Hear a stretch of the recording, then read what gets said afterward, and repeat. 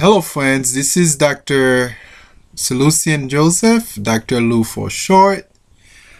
Several months ago, I had the privilege to work on an important text, a historic text in Christianity, and it's the Nicene Creed.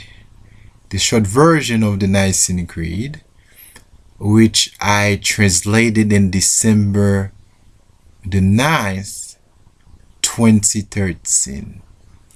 So my main focus was to translate this great religious text for Creole-speaking people in order they will be able to read this text and understand this text in their own tongue. The Nicene Creed, as I mentioned, is a historic document that was composed or created by a group, by the Council of Nicaea in 325. It's also a controversial document. And so my attempt in this short presentation is to share my translation with you, and you'll be able to provide some feedback and let me know how I did, okay? Nous croyons yon seul bon Dieu, Papa, qui gen tout pouvoir. Li même qui fait ciel ak la terre, tout ça nous wè ak tout ça nous pa wè. Nous kwe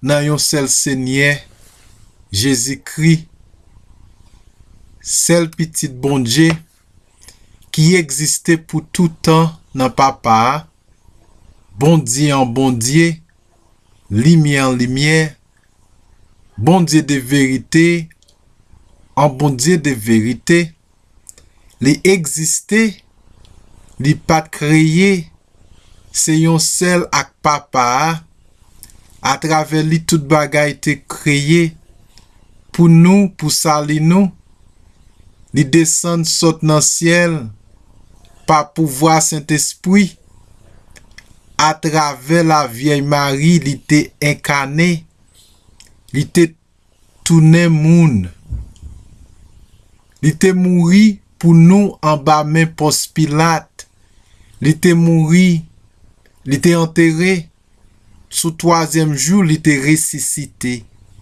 Jean sa te écrit dans le livre là. Li te monté dans ciel, li chita à droite Papa,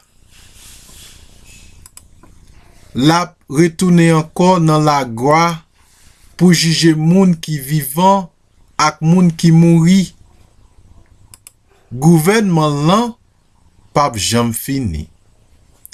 Nous croyons dans cet esprit, Seigneur, li qui bay la vie, li sorti nan papa ak petit la, ensemble ak papa ak petit la, nous adorer li, nous glorifier li. Li te met parole nan bouche prophète yo. Nous croyons dans yon seul l'église catholique ak apostolique. Nous reconnaître yon seul baptême pour pardon péché. N'aptan résurrection moun qui déjà mouri. N'aptan yon vie nouvelle dans monde lan k'ap vini. Amen. Have a great day, guys.